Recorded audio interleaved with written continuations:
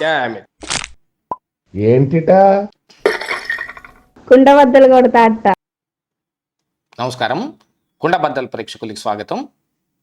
ABN RK తన కొత్త పలుకులో YS కుటుంబంలో 25 ఏళ్ల కిందట జరిగిన ఒక దిగ్భ్రాంతికరమైన సంఘటన తనకు తెలుసునని, దాని గురించి పూర్తి వివరాలు తన దగ్గర ఉన్నాయని, ఏదైనా అవసరం వచ్చిన రోజున దాన్ని నేనే బయట పెడతానేమో అనే అనుమానం కూడా వ్యక్తం చేశాడు.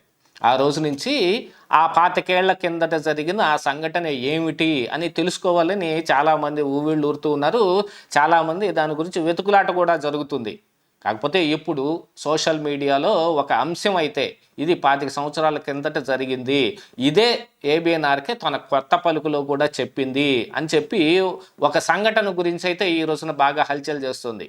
ముందుగా ఆ సంఘటన ఏమిటనేది నేను వివరించే ప్రయత్నం చేస్తాను. దానికంటే ముందుగా ఏబిఎన్ఆర్కే చెప్పిన దాంట్లో మరొక విషయం కూడా ఒకటి ఉందనేది గుర్తుపెట్టుకోవాలి. ఏమిటి అనంటే, ఆ దిగ్భ్రాంతికరమైన సంఘటన తెలిసిన తర్వాత వివేక హత్య కేసు నాకు చాలా చిన్నదిగా కనపడింది. దాని గురించి నేను ఆశ్చర్యపోలేకపోయాను. అంటే వివేక హత్య కేసు కంటే కూడా ఆ దిగ్భ్రాంతికరమైన సంఘటన ఏదైతే ఆర్కే చెబుతున్నాడో అది ఇంకా చాలా పెద్దది అనేది కదా అర్థం. మరి ఇప్పుడు సోషల్ మీడియాలో హల్చల్ చేస్తుంది ఏమిటి అనంటే, 2000 సంవత్సరంలో వైఎస్ భారతిరెడ్డి జగన్మోహన్ రెడ్డి మీద పంజాగుట్ట పోలీస్ స్టేషన్లో గృహహింసకి ఒక కంప్లైంట్ నమోదు చేశారు.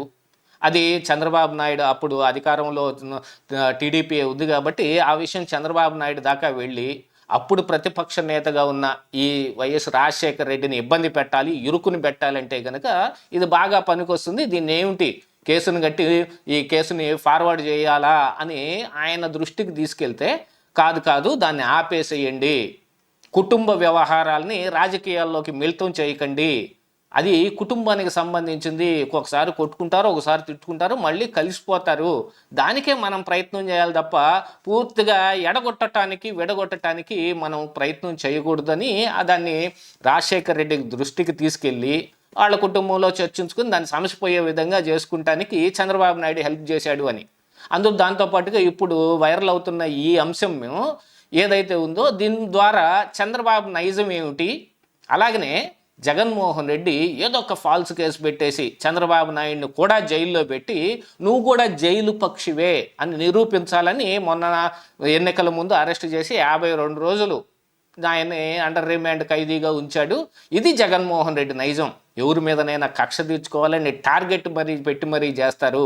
కాకపోతే చంద్రబాబు నాయుడు ఎన్ని అవకాశాలు వచ్చినా ఇలాంటి దిక్కుమాలిన రాజకీయాలు చేయడు, ఆయన హోందా రాజకీయాలు మాత్రమే చేస్తాడు.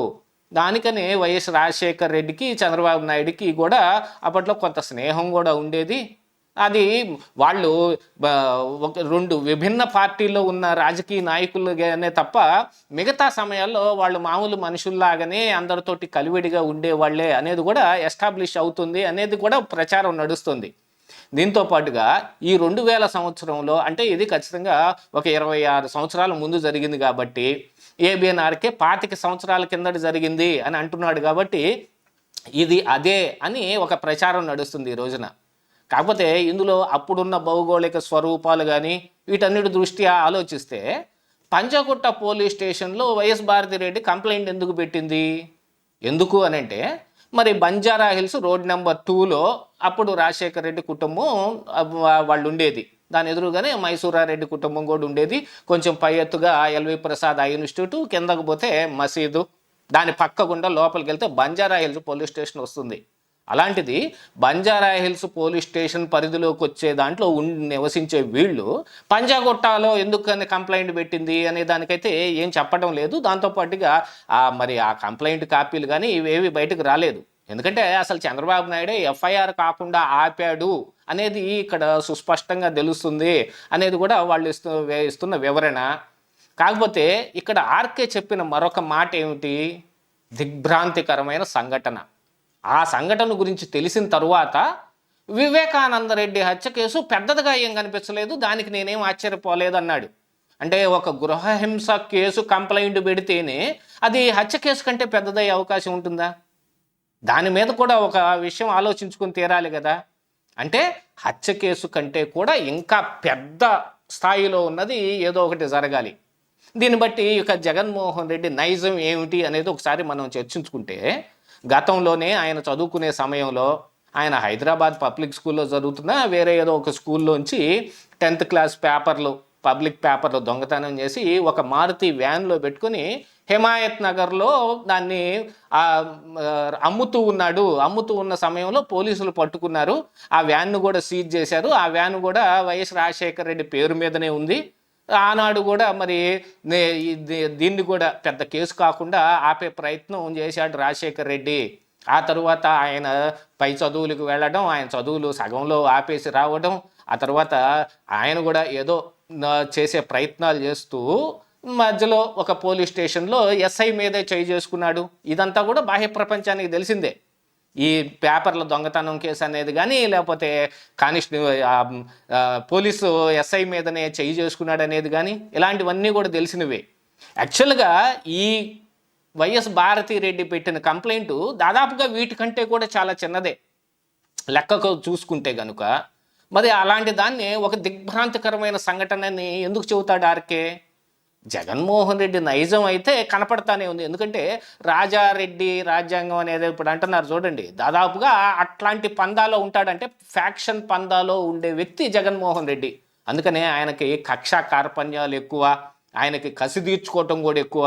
అందుకోసమనే చంద్రబాబు నాయుడు ఇంటికి పక్కలోనే ఉంది అని చెప్పి మొత్తం ఆయన అధికారంలోకి రాగానే కూల్చేయటం, ఆ తర్వాత అమరావతిని అక్కడి నుంచి మార్చే ప్రయత్నం చేయటం, చాలా రకాలుగా ఈ ఫ్యాక్షన్ రాజకీయాల తాలూకులోనివే ఈ ఆయన నైజం అంతా బయటపడిపోతుంది. కాకపోతే దిగ్భ్రాంతికరమైన సంఘటన అనే దాని దగ్గరకు వచ్చేటప్పటికి హత్య కేసు కన్నా కూడా ఇంకా పెద్దదయ్యే అవకాశం ఉంది. దాని గురించి కొన్ని గతంలో ఉన్న పుకార్లే ఒకసారి మళ్ళీ మనం చర్చించుకుంటే, రాజశేఖర్ రెడ్డి ఈ జగన్మోహన్ రెడ్డిని విజయసాయి రెడ్డిని చూస్తేనే తేళ్లు జర్లు పాకినట్టుండేది. అసలు రోసయ్య గారు చెప్పినట్టు జగన్మోహన్ రెడ్డిని హైదరాబాదులోనే ఉంచకుండా బెంగళూరు పంపించేశారు. ఆయన మరణం వార్త తెలిసిన తర్వాతనే జగన్మోహన్ రెడ్డి అక్కడి నుంచి వచ్చింది అనేది. కాకపోతే ఇలా పంపించడానికి గల కారణం ఏమిటనేది కొన్ని పుకార్లు ఉండేవి. రాజశేఖర్ రెడ్డిని ఇమ్మీడియట్గా రాజీనామా చేయించేసి ఆ ప్లేస్లో జగన్మోహన్ రెడ్డి సీఎం అవ్వాలని తెగ ఒత్తిడి చేస్తూ ఉన్నారు విజయమ్మ కానీ జగన్మోహన్ రెడ్డి కానీ రాజశేఖర్ రెడ్డి మీద అనేది గతంలో ఒక పుకారు ఉంది. దానికోసమై విజయసాయి రెడ్డి కనపడగానే పొద్దున్నే బ్రేక్ఫాస్ట్ చేసే సమయంలో వస్తాడట. ఆయన కనపడగానే ఈయన అగ్రహోదగ్ధుడైపోయి ఉన్న టిఫిన్ ప్లేట్ కూడా ఇసిరి పారేసి వెళ్ళిపోయేవాడని, ఇట్లాంటివన్నీ కూడా గతంలో వినపడినవి. దీనికంటే కూడా గృహహింస కేసు ఇంకా చాలా చిన్నది కదా, అంటే ఇంకా ఏదో చాలా పెద్దదే ఉంది అనేది అయితే ఇక్కడ అర్థమవుతుంది. ఏబిఎన్ ఆర్కే ఏదైనా సరే ఆయన బయట పెట్టే వరకు ఇలాంటి పుకార్లు కానీ ఇలాంటి వార్తలు కానీ బయటకు వస్తాయి, కానీ అసలైంది ఏమిటి అనేది ఇంకా ఆయనే చెప్పాలి.